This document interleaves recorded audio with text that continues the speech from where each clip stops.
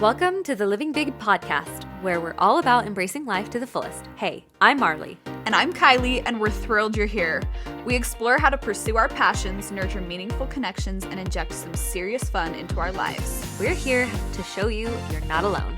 And we want to do what we can to ease the stresses of everyday life and help you in your journey of living big. Welcome back to another episode of Living Big. We are so excited because we have a very special guest today.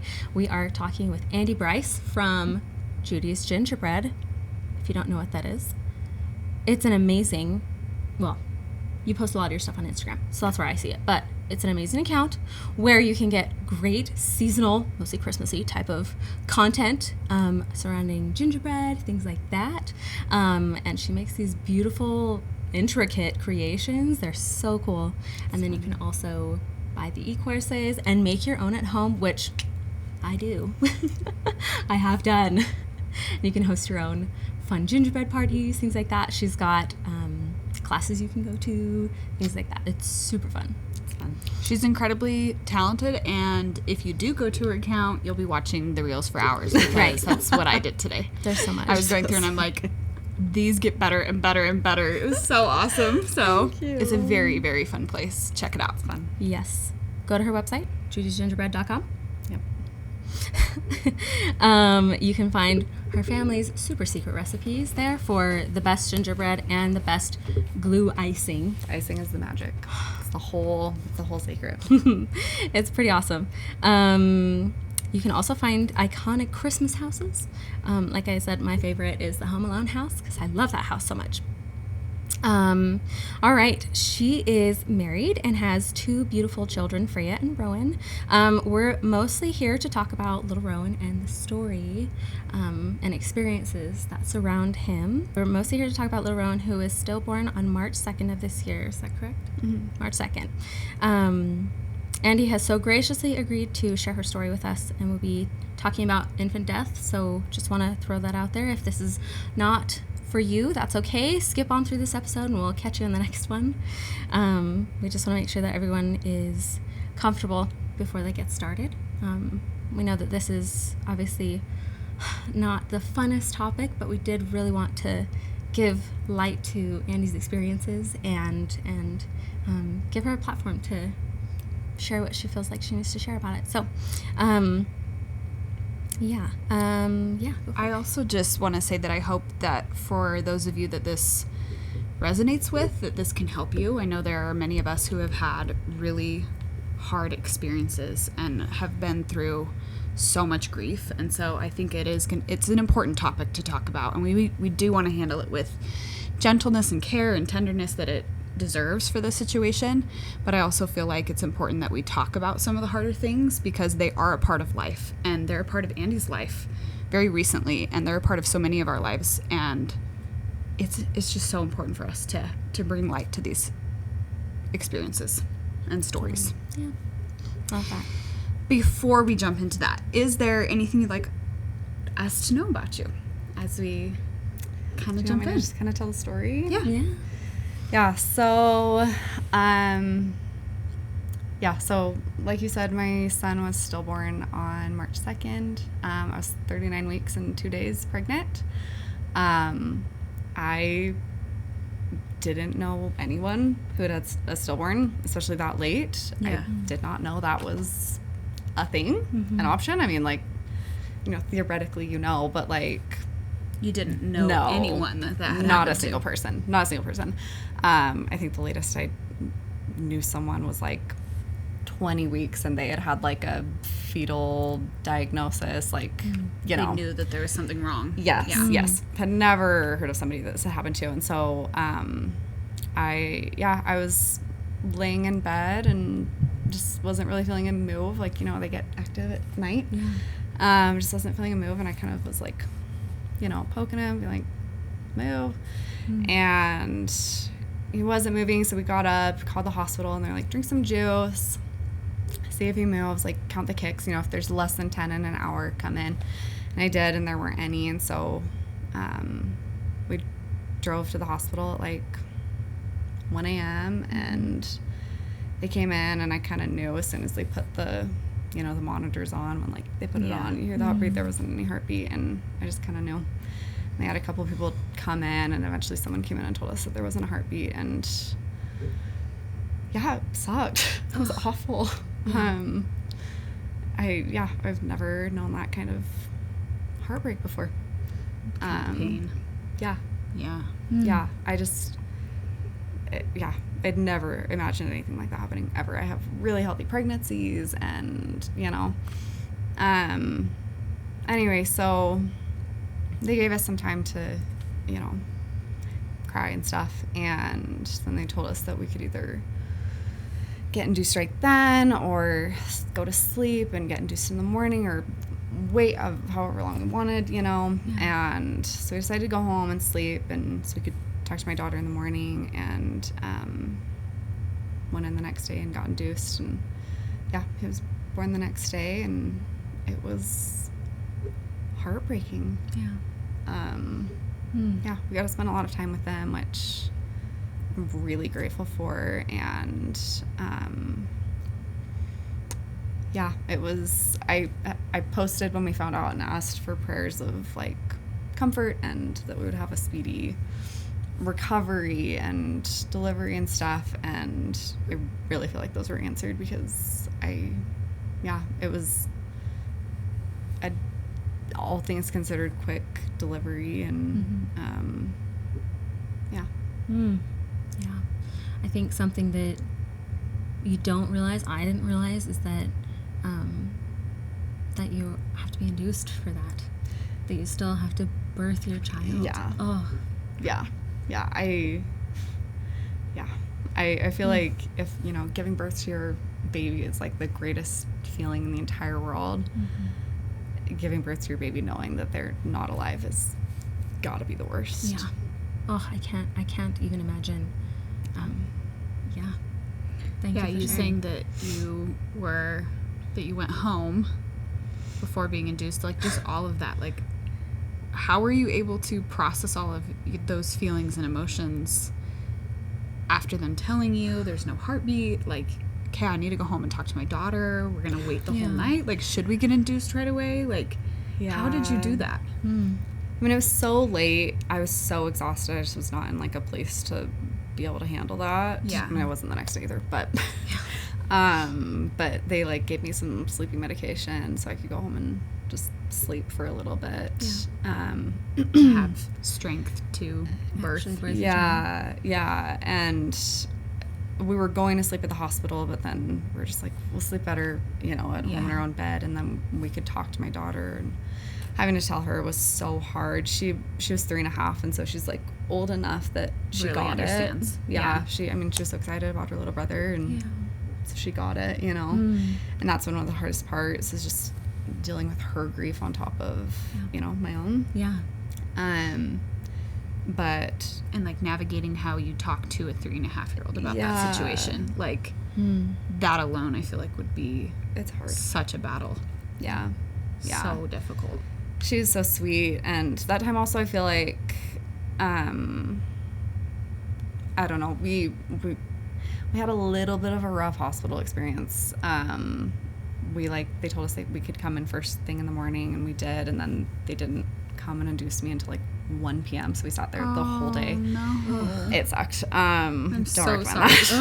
And I wish I would have been like in a place to advocate for myself and be like, no, I need to get this started now. But you know, but I wasn't. With grief. I wasn't. Would you be in a place like that? Like, there has to be some better system, specifically for this type of situation. Which I'm trying to kind of advocate for. I've written them a letter to kind of tell them about like my experience, and just like some things that I feel like would be easy changes to just give people who go through something horrible like this just a less awful experience, you know? It's already awful, so like make it as the most uncomplicated system they can. Exactly. Which like the nurses that helped us were angels. I'm eternally grateful for them. Like I just but just nurses some of the angels. Actual procedural stuff, like waiting and all been of better. That.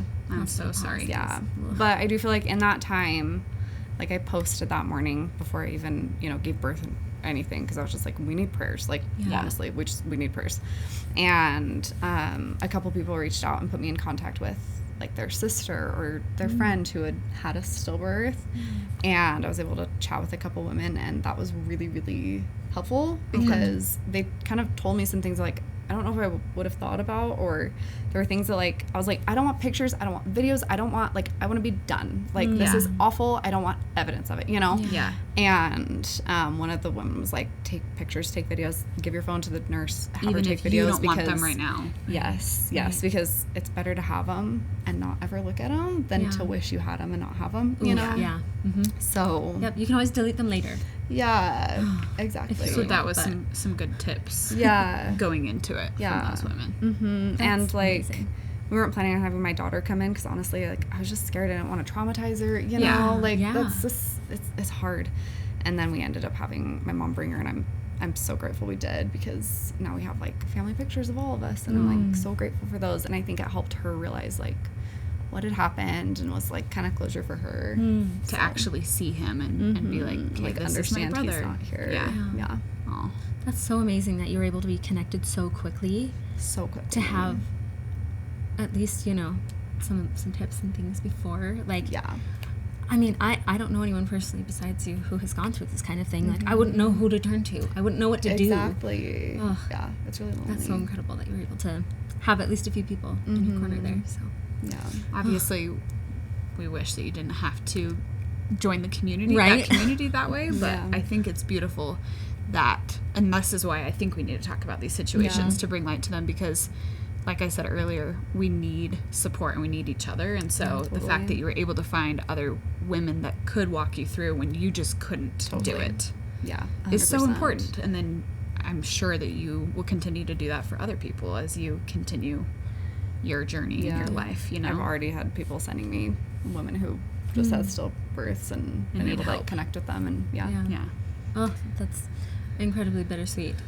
How did you pick the name Rowan? Yeah.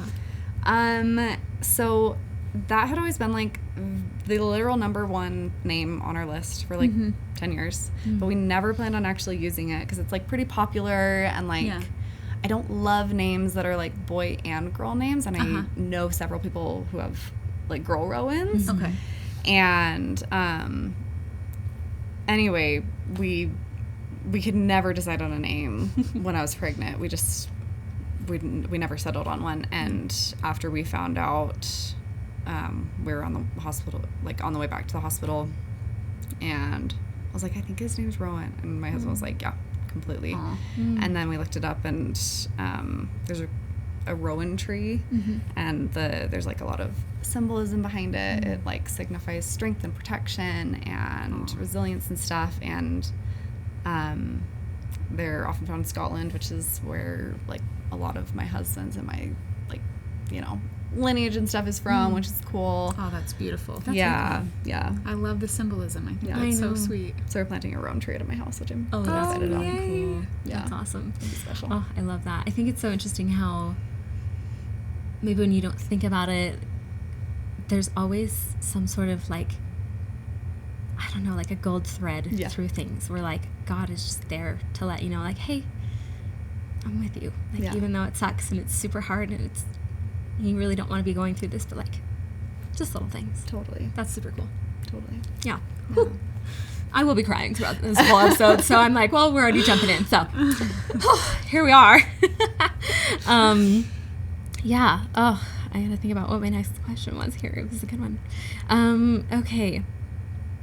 So Freya was 3.5, and you brought her there to the hospital, and she got to meet her baby brother.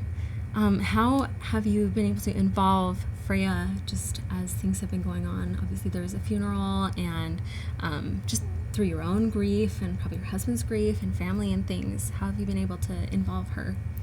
Yeah, I feel like I haven't had to make a huge effort to involve her, because she's involved herself. Like, she's old enough, like, she gets it. She talks about him all day, every day, which is, like, sweet, but it's kind of hard for me sometimes, you know. I'm like, every once in a while, I'm like, I just want to forget for Yeah. 5 minutes, you know.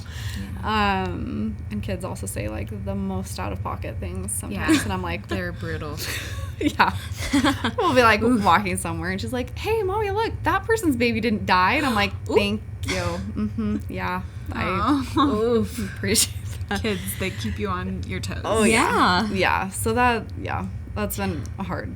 But yeah, she's really involved herself. I mean, she's watched us cry and mourn, and she's cried and is going through her own grieving process. And we have like a couple of his stuffed animals, and she just takes them everywhere and just loves them. Someone DM'd me and was like, "Hey, I don't know if this is weird, but like I found these pillows that it's like the shape of like a baby, and it's like their birth weight and their birth size and stuff." And she's like, "Do you want that?" And I was like, "Yeah, sure." And then somebody else messaged me and was like, "Hey, I got you this. It's on your way." And so 2 were coming to my house, and I didn't want to like, you know, Message tell one of them and be like, "Oh, Never sorry." mind. Yeah. Yeah. So they both came, and one actually came wrong, and it wasn't in his birth weight. So it was like light, so my daughter could carry it around. And so she like claimed that one, and then the weighted one came in. It's perfect for me because it's like a weighted blanket, kind of like it's like comforting, you know. So that was one of those like little tender mercies that like one came without weight, and it was like if it had, she wouldn't be able to carry it around and stuff. Yeah. And so that was really sweet. That's really sweet. Yeah. And then we just redid her room and put like a bunch of sweet little touches, reminders of him, and she just loves that. It's really sweet. What a sweet girl. I know. think it's An amazing angel. that like she wants to be involved. You said it hasn't been that hard to involve her. She's just involving herself. Yeah. Oh yeah. Like at 3.5, she wants to participate in that. That's so beautiful to me. Yeah. Yeah. That she just like gets her it. soul feels that and like Yeah. feels the connection with her brother Oh yeah. who's passed and the connection with the whole family and wants to be a part of it. I think that's so really special. sweet. And that she's so aware of those things. You know, I mean, I look at my 3-year-old and I'm like, I don't know what all he gets, but seeing that side of situations, it puts into perspective how much they do see and they do understand. Yeah. I think they understand a lot more than we think they do.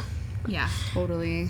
And honestly, so I don't know if you know this, but my sister-in-law died in October of last year. She was 30. She had cancer. I'm so sorry. Thank you. So I mean, it's been a little bit hard for my daughter because she just had back-to-back tragic deaths, which like most adults haven't experienced. Right. You know? No. And She's so had so much of it in her little life. Yes, and just back to back. And so I think that like it's caused some problems in that like she's really anxious. She's really scared of losing her family and you know all these things. And it's like so sad to see her go through that. Yeah. I'm like, I get it because I'm anxious too now. You know, like I Nervous about little fault things her. that were never nervous before. Yeah. 100%. But I think because of that, it kind of prepared her to also really understand what happened with Rowan. Yeah. Oof. How do you navigate that with her? Like the anxiety aspects and the fear. Like Yeah. obviously I'm not like trying to expect that you have all the answers or anything, but what do you do? How do you help her? She's in play therapy. Okay, good. I don't know if it's helping, but we're doing that. Yeah. Trying all the things. Yes, like I'm like whatever works, whatever our options are. I feel like we do a really good job of just like letting her feel her feelings and like letting her see us feel our feelings and talking about our feelings and you know, and really trying to like talk about it and not just be like you're fine, you know. Yeah. Yeah, and I don't know. It's hard because I'm like I get it. I can't, you know, I can't expect you to not be anxious. Like I'm anxious. You're like I can't fix it because same. Yeah. When it's anxiety usually based in the grief. And there's no way to like force your kid to just deal with their grief. Yeah. Right? Oh, there's no way to ask that of anyone. Yeah. Oh, I imagine that. Yeah, being very difficult. I guess my thought also is, I wonder what that'll look like as she gets older, and is able to just like say what she's feeling. Mm-hmm. And that's like a bizarre thought to me, because that was not how I grew up. I grew up the very opposite, and I'm Same. just now trying to like undo that. I go to my own therapy for that kind of thing, right? Yep. So That's a cool thing our generation is doing. yes, Like, agreed. Yeah, I love it. Well, and then even just sharing, Yeah. not even just within your family, but like being so open about it with other people, and being like, this is what we're going through, and it super sucks. Yeah. I have this theory that everyone is always going through something. Yes. Yeah, always. Totally. And you just never know. You never know what it is. And you never know why someone is the way that they are, but it's probably because they're going through something. Mm-hmm. So be gentle. Yeah, just like be gentle. Yeah. I guess is my thought with that. Yeah. It was But- weird for me, like, I don't know, going to like Target, like, Yeah. Just like normal you know, stuff. a month later or something. I was like, no one here knows that my baby just died. Yeah, You know, and like, what's she going through? right. I don't know, but like, I just kind of want to go give her a hug, you know? You just never know. Yeah. You never know. And so I feel like if you're able to just, you know, say what you're feeling, express your emotions a little more effectively, Yeah. then maybe that'll be better for your life. No, yeah, completely. Yeah. We've kind of already talked about this, how you've helped Freya cope. The next kind of part is, how can families who have experienced this kind of loss involve other children, right? You have one, which is, Yeah.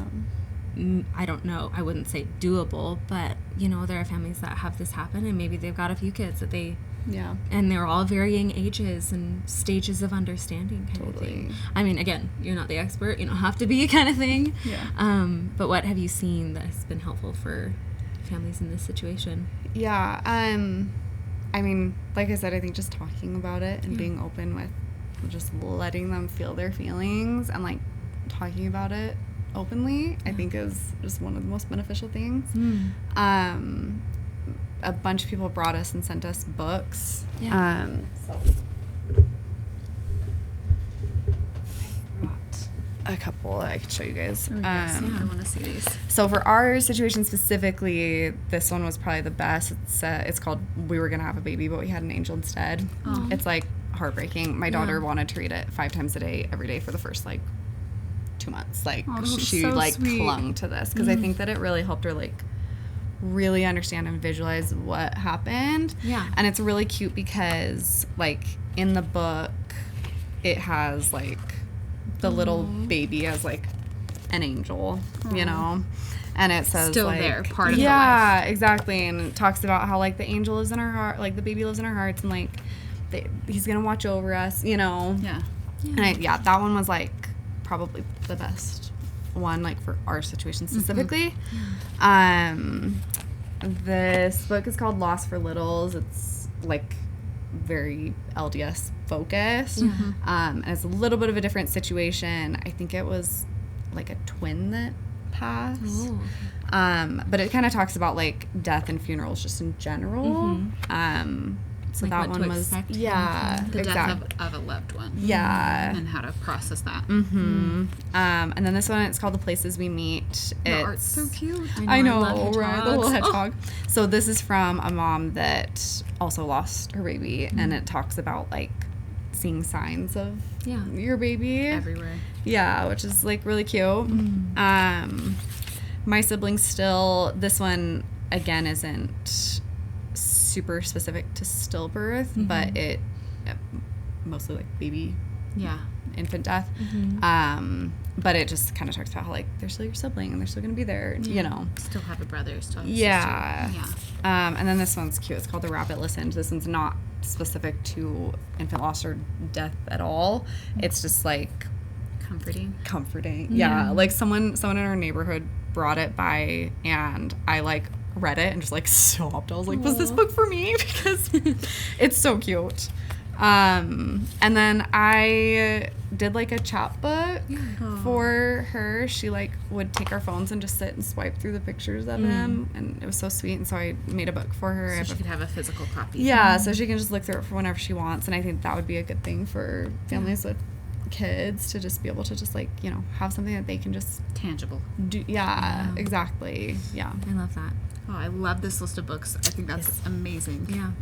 Because it's such a hard concept, again, for like little minds to understand. So I feel like making it animated and like helping them understand these really difficult concepts in a way that they can is so beneficial and so sweet. And to just like see it illustrated, I feel like it's just really helpful. Like I love that first one you were showing us. If I grab it, just like you said, like the ideas of having the angel always there, even though you can't see him. And I like that even in a lot of these, the main person is facing away from the angel, because you don't, unless you have a really cool experience, you don't get to see them. Yeah. But I just think that's so beautiful. And this one's kind of cool because it has in the back, it has like a whole section for parents on how to help your children. Ooh. So like talks about like language you can use and stuff like that. Like it's like, don't say that the baby is sleeping because you know that's a concept that they know sleeping, you know, they know you wake up from sleeping, and you need to understand that it's different and it's final. Exactly. And like the end of the book is cute. It's like, I'm sorry if this just happened to you, I'm sorry you got an angel instead of a baby. I think having a baby would have been more fun. Like it's like, it's very much like realistic. That sucks, I'm sorry, you know. Like it's not trying to make it all better either. It's not just like, it's okay though because like you'll always have this angel. It's like no, it's still like, not okay. Right. But you do have an angel. Yeah. My darling husband had to read that to her like every day because I physically could not. I don't blame you. That'd be so hard. I mean, I have a hard time reading normal books on a daily basis. The one that always gets me is I'll Love You Forever. Oh yeah. And he's rocking his mom to sleep. Can't do it because my oldest is a son, and I'm like, that's gonna be me one day. Anywho, so I can't imagine how difficult that would be. I think what's cool though is like people have done kind of the hard part in putting it into words, so you just don't have to think about it. And you know, you can hand it to a nanny and be like, hey, can you read this, because they obviously need that repetition. Even it feels like, and just like putting the words to it, like she says words from it, like my baby brother lives in my heart, like you know, things that are like in the books that are like, it's so cute. Oh my gosh, I love that. I love that. So if you don't mind, I want to ask you a little bit more details, like what happened with Rowan. He had a true knot in his cord, and then the cord was wrapped around his body and his leg like 3 times. Oh my gosh. So basically anytime he moved, it just tightened the cord. For reference, it's called a nuchal cord usually when a baby has their cord wrapped around their neck or their body, but usually the umbilical cord is really, really strong because it's pumping full of blood and nutrients and things like that. And so a knot or a nuchal cord where it's wrapped around their neck is not a problem. It's in like it's like 33% of births, like a third of births have that. It's pretty common, and it's usually not that big of a deal or scary or things like that. It can be when you're a mom and you see a cord wrapped around your baby the first time or whatever, but in births it's 33% that happens in births. However, the true knot, that's very rare. Oof. So we should go buy lottery tickets. I'm glad you can have some sense of humor, you know? Like the dark humor has set in. But it really, that's like a necessary that's a necessary part of it. Like there's so many aspects to grieving, and that is a necessary part to be like, this should have never happened. But it did.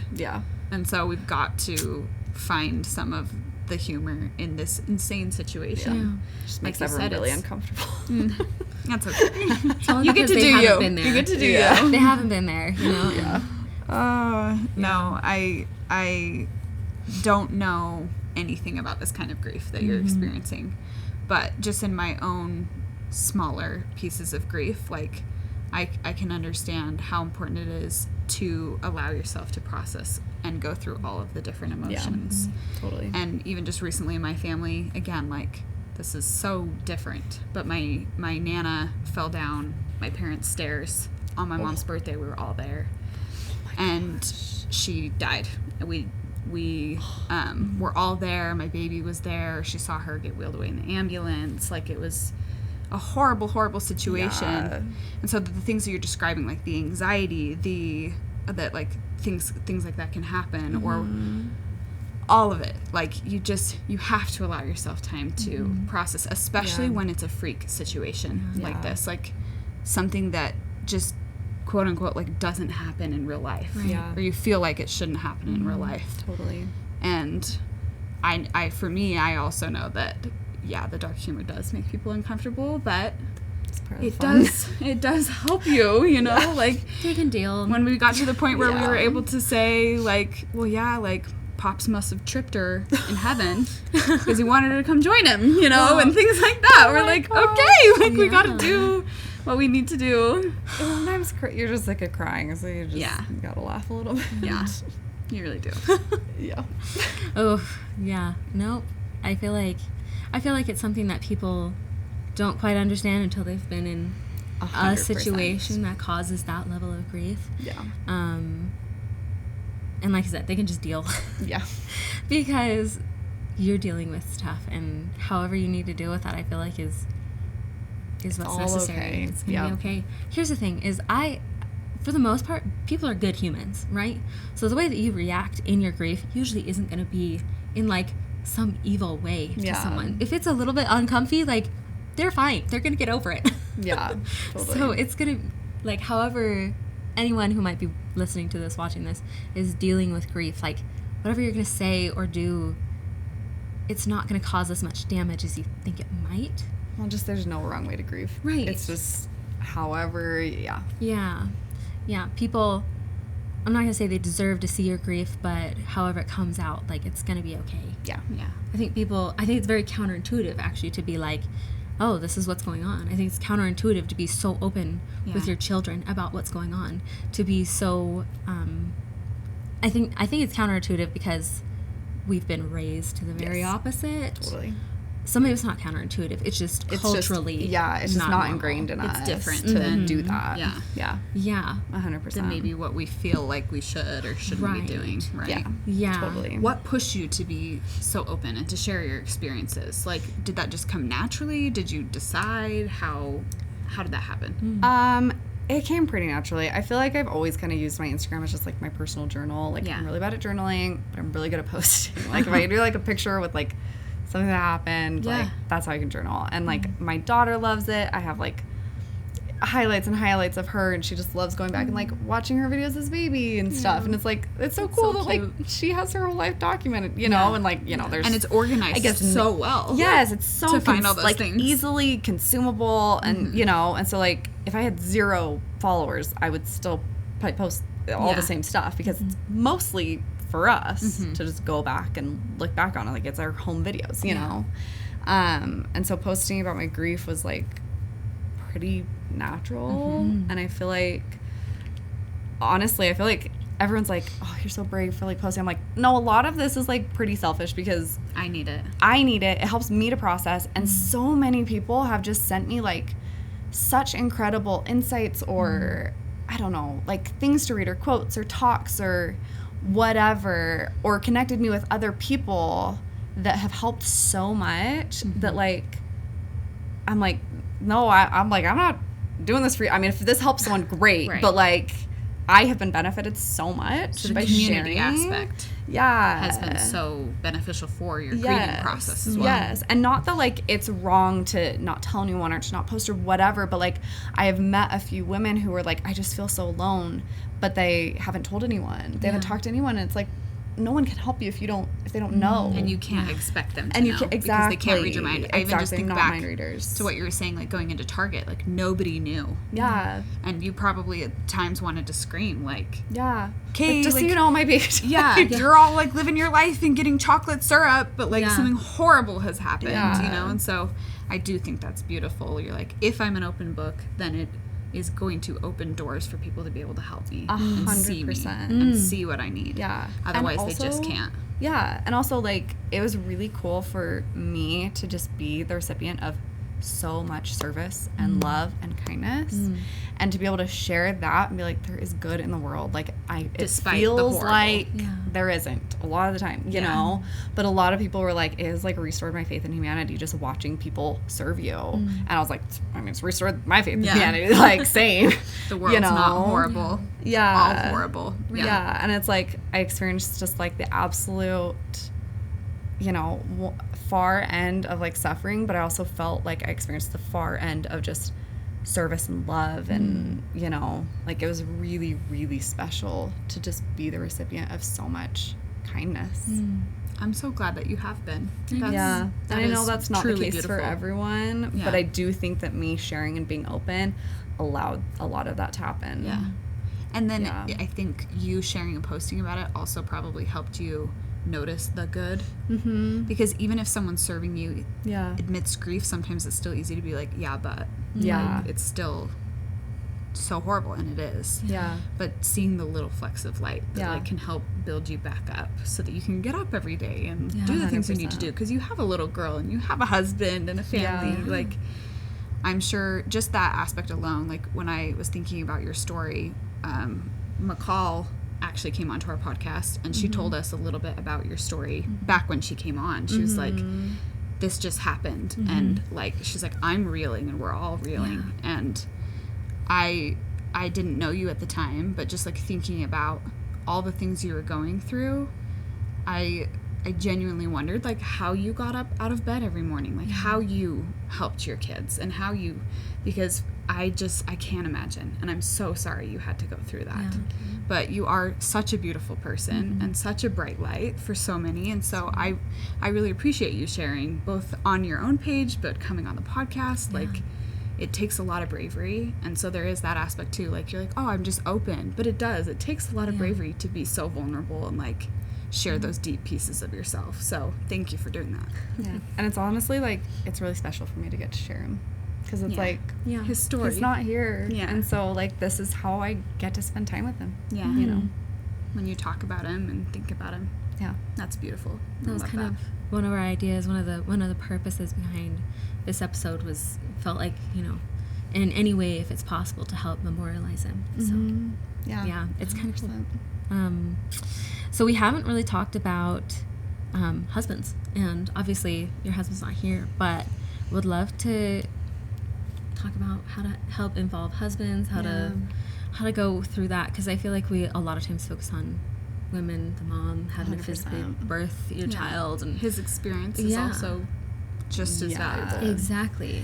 That it's hard, because I feel like most men are like pretty internal processors and very external. And I feel like, I don't know, guys don't just like sit and cry about their babies, you know, like it's just different, and so it's hard.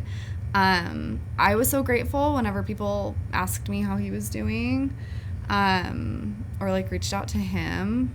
I asked him what he thought, and he was like, honestly, there wasn't a lot, like most of it was for you, as it should have been, but he like, and it goes both ways, because, you know, I was very open and talking to people about it, you know, and he's more reserved, and that's totally fine, but I think it makes it a little bit harder to serve the men. Some people got him like a massage, which was so kind. I posted something about he and I went to Target like that next week or something, and he like wandered off, and I found him just like standing in front of the Legos, and he was like, I just really was excited to build Legos with him, you know. And it just like broke my heart, and I posted that, and someone dropped off like a whole gift basket of Legos, and he got to build them with our daughter, which was like, That is so sweet. oh my gosh, the sweetest, most thoughtful thing ever, like so sweet. And so that was really, really kind. He like, we're all in therapy. He's doing therapy, which I think is really good, and you know, That's good. Oh, I just think about, I don't know, I just think about my own husband, and I'm like, he'd just go on a bike ride. we kind of joke about my husband a lot, and how he's a pretty intense dude. yeah, just having any sort of insight, I guess, into how you help someone in that situation. Obviously, I feel like community and talking about it and just expressing our feelings, whatnot, that is like such a girl thing, right? Yeah, totally. I mean, I was telling people earlier, I just watched Inside Out 2 today, right? And I feel like that movie was only able to really be done with a girl. Mm-hmm. She like hits puberty, she's got all these crazy emotions that are going on, because girls are typically a little more emotional and a little more expressive about those emotions and things, right? Whereas men, on the other hand, and obviously this isn't the case for everyone, but I feel like the norm culturally is that men just kind of pack it away. Yeah, totally. Put it in a box. Especially, like, outwardly with, like, the whole community thing. Yeah. Because, like, my husband, he will tell me his thoughts and feelings. Yes. But he's a very private person outside of that. Like, he's like, I need you. Yeah. I don't really want everyone else, like, looking in on my thoughts and business. Like, again, it's like, whatever you need for you. Yeah. And it's not like people weren't, like, texting him and being like, how are you doing? Is there anything I can do? You know? But he'd be like, I'm fine. No, there's not really anything you can do. Whereas I'm like, yes, we need dinners. Right. Can you watch my kid? Yeah. Like, I am not doing fine, you know? Yeah. So it's hard. Someone, like, asked his favorite restaurant and got him a gift card to his favorite restaurant and, you know, stuff like that. That's, like, very much more toward him, which I was really, really, really grateful for, because he very much carried an unfair share of the burden after it happened, because like I was dealing with, you know, my own grief while also healing from childbirth and all the hormones and my gosh, everything else that's going on, like, so it felt very unfair to him, and he really carried far more of the load than was fair, and I would not have been able to do it without him. What I'm, I guess, kind of observing is that, at least for him, it seems like something is better than nothing. Yes. Like he can deal with nothing. Totally. But just doing something. Meant a lot, is what it seems like. 100%. I think I remember McCall saying that she remembered that it was his birthday not too long after. Yeah. And she like sent a text and just like wanted to just, you know, let him know that like he wasn't forgotten in the midst of everything. So I think that's really important to remember, just like something. Yes. Helping anything. them feel seen. Yes. Yeah. And I mean, I think that's true of everything. Like, I don't know if we'll talk about this later, but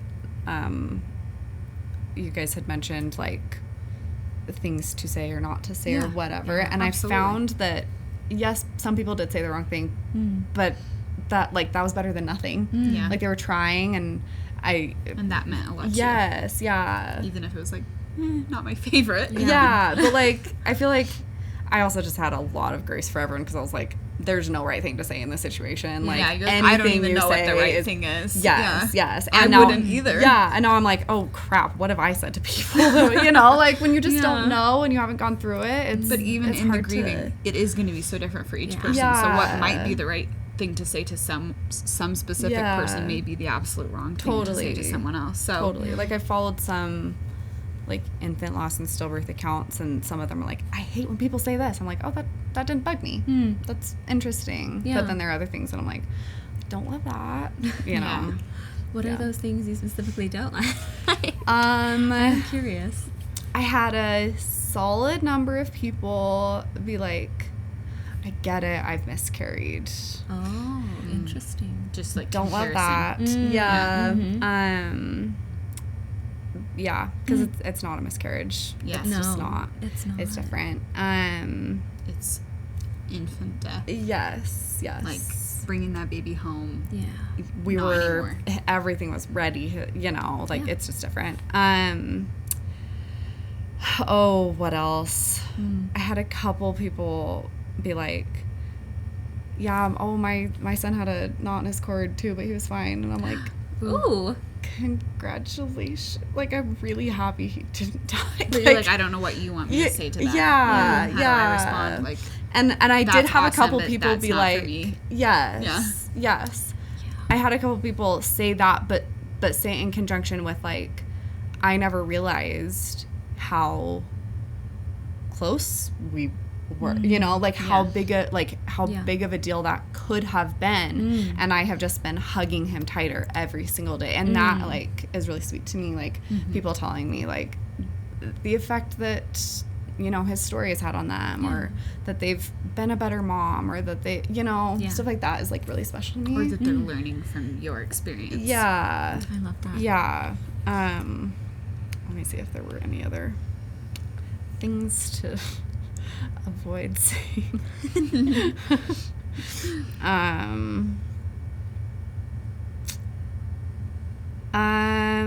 Yeah, I feel like just like comparing.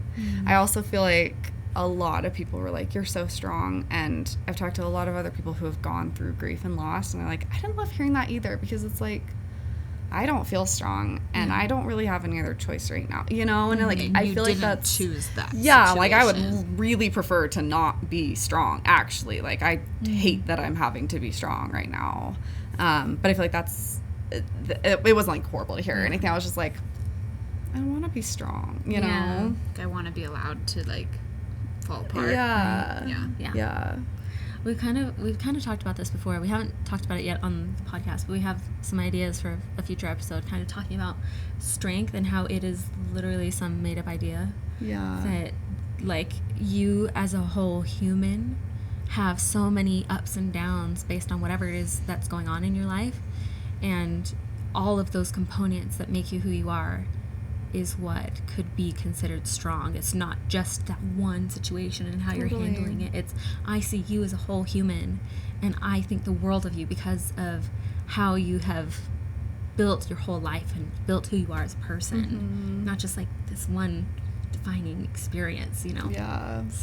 I also don't love the idea of like we're weak right now and we're strong right now. Because I think it's so much more like interwoven than that. And it's just hard to like think that in your head. It doesn't really help you. It doesn't serve you. Like, I have to be strong, so that's why I'm getting up today. It's like, no, like I can still be grieving and be super sad and get up today and do the things I need to do. But I don't have to be like quote unquote strong or weak in this moment. Today I am able to get up, and tomorrow maybe I'm not. But that doesn't reflect badly on who I am as a person, because I know deep down I'm a good human. And that's what matters more than anything, right? Is how you are to yourself, to your children, your spouse, and people outside of you. So I don't like that. I don't like it when people try to compare themselves or try to make it about them. That's what I'm seeing is like maybe they're not great things. Where a little more emotionally immature is what I would like to say. They just and like again, like I do not hold any ill feelings toward anyone, because like I said, there's no right thing to say. Like I get that, and you just for everybody 100%, and like no one knows what to say, you know, and they're trying to relate, and you don't have to relate, you know, and they're trying to offer some sort of comfort or whatever, and so like it didn't, you know, it wasn't anything horrible. There's no malice intended. A beautiful way to look at it. Like if someone was truly being malicious, obviously you're gonna be like, no, didn't like that. That was stupid. Like maybe online someone just said not a nice something. person. You know? Totally. We don't like that. On the side of just like everyone deserves grace. 100%. Even thinking in my own head, if I was going through the same situation, what would I want to hear? I have no idea. Exactly. So I can't hold people to something I don't even know. You know what I mean? And again, I'm like, I'm sure I've said dumb things to other people. We absolutely all have. Oh yeah. They keep me up at night. So many times I'm like, ooh, I should not have. That was nope. So bad. You live and you learn. All right, let's get into good things that either people have said or done that have been really helpful. Good things to say. I mean, honestly, just I'm sorry. It's not fair. Like, I'm thinking about you. I'm praying for you. You know, all that stuff is just kind. People remembering like the month anniversaries of his birthday are really, really sweet and kind. And like moving forward, I know that like, you know, people remembering his birthday or something is just sweet. Lounge clothes were amazing because I was postpartum and no clothes fit, and like I didn't want to put on any real clothes ever, so I wore sweats for 2 months, so that was really kind. People brought dinner every night for a month and a half, which was so awesome, incredible. We would have starved, honestly. We would have starved if it would have been up to me to feed us, like, straight up. Understandably. Yes. Our sisters would, like, just clean the house every time they'd come over. My sister actually just had a habit of, like, going up and, like, doing a load of laundry. But I, like, got a little motivated one day and, like, did some laundry but didn't actually put it all away, and she cleaned all of my clean laundry. Oh my gosh. I was like, oh, you're so sweet. That was all clean. It was so funny. Actually, I did so much work, but it's okay. Like, it's okay. It was so funny. And then my husband did that again, like, later. I was like, I need to put the clean laundry away. This is my fault. Just getting recycled. Always struggle with anyway. Yes, I know. Laundry Exactly. is Everyday the worst struggle. of all of the jobs. Yes. So it's okay that people did that for you, like, 4 times. Yeah, it was. Yeah. It was very for sweet. one pair of pants. Right. Very kind. I know. Like, these are clean. They're very clean. They're very clean now. A lot of people send really sweet jewelry. I think I personally kept Made by Mary, like, in business for a month. It was so sweet. Is the necklace that you have a Made by Mary necklace? No, this is from another company. I don't remember what it's But called. it's for your 2 babies. Yeah. Yeah, so there's an F sweet. and an A. I've got, like, a bracelet that says Rowan. I have a ring that says Rowan. I've got a whole collection at home. Like, That's so awesome. really, really sweet tender stuff that just, I'll be able to wear forever, It means a lot to you. Yeah. The books, things for Freya were so sweet because I just, I had a hard time caring for her in, a normal capacity. And so things for her were really, really kind. Yeah. We got a couple, like, bears or pillows in his birthday, which were so sweet. That's really cool. Gift cards, DoorDash, like, stuff like that when, like, the meals ended, we still were able to be fed, which was really, really kind and wonderful because I follow another mom who lost her son, and she was like, I hated cooking before, now I love it. And I'm like, can I get on that train? Because I liked cooking before, and now I'm like, I never want to cook again. I hate it, Let's see. I have the most incredible friends in the whole entire world. And I didn't even know this until later. But a bunch of my friends got together the morning that, like, I told them, and they found out and just cried together and prayed for me. And that was, like, incredibly kind. And they made an entire list of things they could do for us. Yeah. And one of the things was one of my friends owned some rental properties in Hawaii, and they decided to send us to Hawaii. And so they, like, they posted and people donated and stuff. That's and awesome. I didn't know any of this. And so they, like, paid for our flights, and we got to stay there, and that was just wildly kind and incredible and thoughtful. And that was, like, really, really special to us because we just, like, felt him really, really close there. Yeah. And you're able to kind of get out of your house and, like, just give yourself some time. It was just a whole healing trip. It was really, really incredible. Oh, I love that. What cute friends. I know. And then a couple, like, a Walmart Plus subscription. So sweet, so thoughtful. Yeah. Like, wouldn't have thought of that, but that was amazing. That was from neighbors that, like, I'd never even get your met. Groceries delivered right to your door. Yes, I'm like, I'm not going to the grocery store. Yeah. Ever again. Yeah. A lot of people sent books for me, too. That was sweet. Just so many kind things. Yeah. Like, a ridiculous amount of kindness. Yeah. That's awesome. I think I think I personally would, like, shy away from, like, I wouldn't want to feel like I'm invading someone's space or whatever. But I'm glad you had some very just kindly assertive friends and people around you that were like, nah, I'm just gonna do this. And even just people that I don't know or that I, like, haven't talked to in 12 years or people that I'm just friends with on Instagram, like, sent stuff or were just, like, crazy kind. Like, it was shocking. I've read a couple things that's, like, when something horrible happens, like, you'll be shocked at both the people who go just above and beyond and the people who don't, that you maybe would have expected. And it has nothing to do with you. They don't know, and they're they can only meet you where they're at. And that was so true. There were just people that I was like, you don't know me at all. Like, why are you being so kind?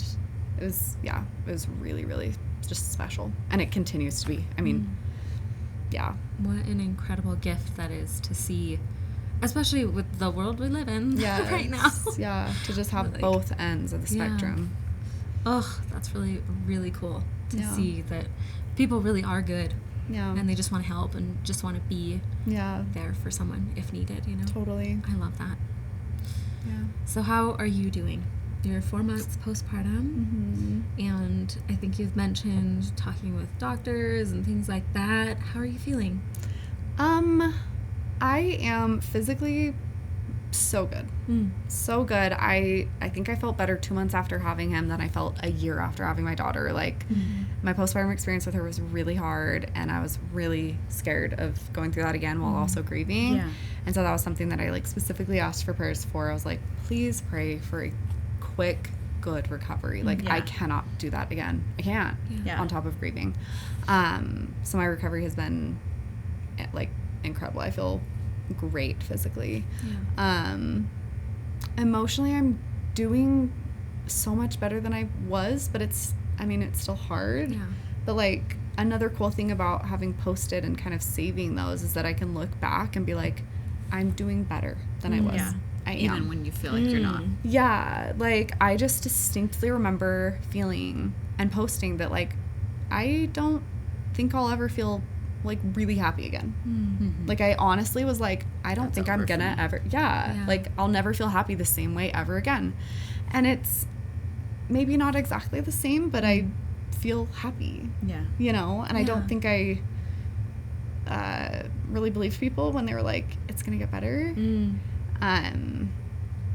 But it does, and you kind of learn to hold it and live with it, and therapy helps a ton.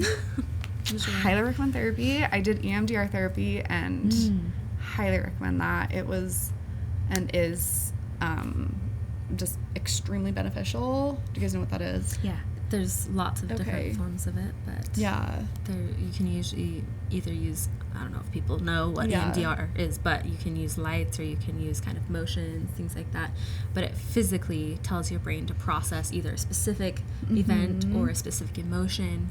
Or because feeling or image or your brain just couldn't quite process it at the time, and it's like being stuck in that trauma. It's essentially mimicking what happens in REM sleep with rapid eye movement, and that's when your brain, like, processes short-term to long-term memories, and it's like mimicking that. And it's been while you're awake. Like, physically forces your body to process it. Because it is a physical process your body goes through in order to just go through your day. So I had a lot of people recommend that to me, and I'm really grateful because I felt like it was really beneficial. I know it's not for everyone, but it was for me. It's just I'm doing better than I figured I would be, but it's also still really hard. You know, like, some days are great and some days suck. But, you know, right after the bad days were every single day, all day. And now it's like the good days outnumber the bad days, and I'm grateful for that. That's awesome. I'm so glad. Obviously, we are very sorry that you had to go through this, and that people have had to join that club. That's really sad, and people told me really it's hard. the worst club with the best members, and I thoroughly can confirm that. The people that I've met have been just incredible. There's something unique about talking to people who, like, have gone through something similar. That's just it's really special. It is. I'm sure it just, like, helps you feel seen a little bit, because like you said, there are so many people who simply can't understand no matter how hard they try. So it's like, okay, like, Someone gets it. Someone has been through something similar, and like, I can do this. Yeah. Like, even if it's just that aspect, like, okay, I can get through today, and I can make it to tomorrow. Mm-hmm. I think that's beautiful. Yeah. And you do have to take it a day at a time. Yeah. That's the other thing. I think so many people think grief is like something that ends. So you grieve and then you're good or whatever, but that's just not how it is. Right. And so I think it is important for all of us to remind ourselves, like, it is a day-by-day process. Today's good and tomorrow's not, and that's okay. Yeah. And then the next day will be whatever it is, Yeah. you know. Or even not full days. It's like, this An hour. minute sucks. Mm-hmm. Next is going to be great, you know? It's a roller coaster. I think about the official, like, you know, grieving steps or whatever. Stages. The stages. Let's see. We've got denial, anger, bargaining, depression, and acceptance. And people experiencing grief can feel increased intensity and frequencies of sadness, anger and or anxiety, and also emotional numbness and difficulty concentrating, in addition to dysregulation in sleep and appetite. We're talking about don't want to make food. Yeah. Makes sense. And I think a lot of times we look at the kind of the steps as it's just okay, like anger, I felt that. Right. You know, but it's very much like All over the place. we're going to feel angry and sad and acceptance and, you know, And it's then like sometimes All at the it's same not. time. yes. Yeah.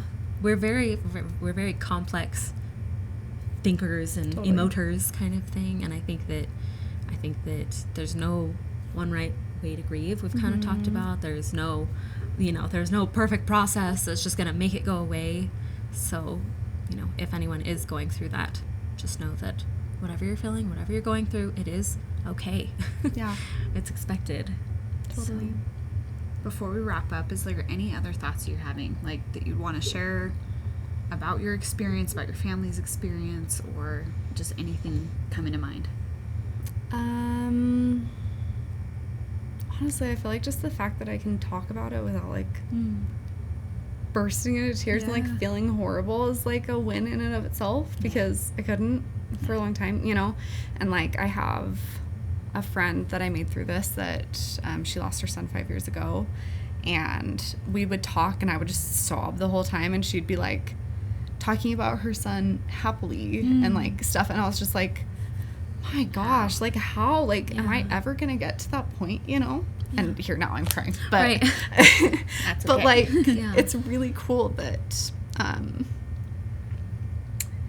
that it gets you get to turn it into something beautiful, and that, like, hopefully I'll be able to help someone else. And the way she described it is that her getting to talk to me and help me was something that she gets to do with her son, and now, like, hopefully I'll get to do that, and that'll be my thing that I get to do with Rowan, you know.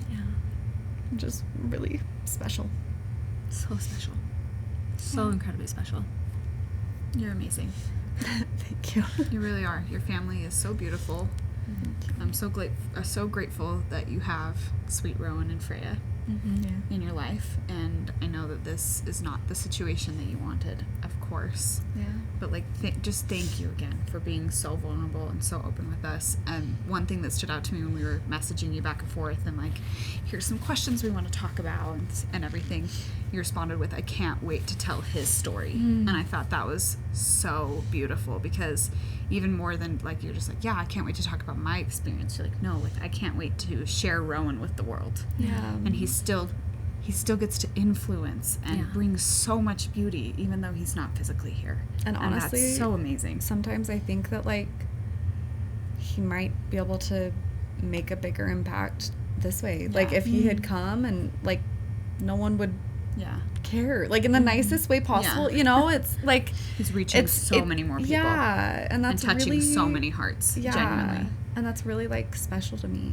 And, like, when people reach out and tell me how he's impacted them, it's just like, this sucks, but if we can make something beautiful of it, then it does make it worth it. I would not do it again. 0 out of 5 stars, don't recommend, but, like, it makes it really meaningful, because you're in the situation you're in. You're it's like, glad that this is the influence that he can have. What a beautiful little boy, like, seriously. Or, like, someone that I follow, she lost her son in November, and she posted this whole post. I'll have to send it to you guys. You guys can repost it. But she basically says, like, so what if you don't get the miracle? Like, you know, like you hear about all these stories about miracles and these incredible things happening and whatever, but what if that's not your story? What if you don't get the miracle? And she said, unfortunately, I think we have to become the miracle. Like that's what we have to do. And I just think that that's like really cool. Yeah. That's such a beautiful way of looking at it. Yeah. Is the trade-off is obviously very heartbreaking, but it can be so fulfilling and beautiful, at least to observe on an outsider's perspective. It's incredible. Yeah. Thank you so much for sharing with us and thank you for guys. Sharing with everyone here. Yeah. I genuinely just like can't thank you enough. I think your story is so beautiful. Thank you. He's Seriously. so beautiful. Thank you for having You're me. beautiful. It's really like, yeah, it's sweet. Thank you. I'm glad that today was a win. Yeah. This moment right here was a win for you. Yeah. Yeah. Thank you. Thanks. All right. We're going to wrap it up and call it good. Thanks, Andie. Thank you. Yep. Thanks for joining us this week on the Living Big podcast. You can find us wherever you listen to podcasts. Join us on Instagram and TikTok for all the things, from relatable mom memes to fun girls' night ideas with your besties. See you next week!